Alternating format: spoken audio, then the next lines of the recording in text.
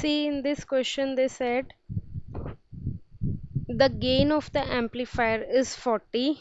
Okay, gain of the amplifier is how much given?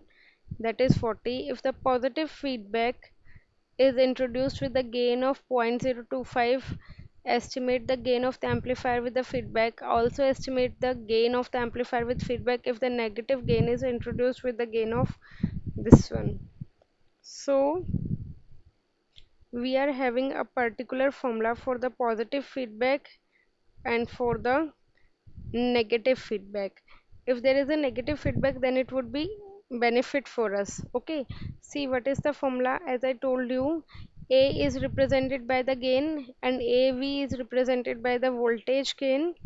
So its formula is A divided by 1 plus AB.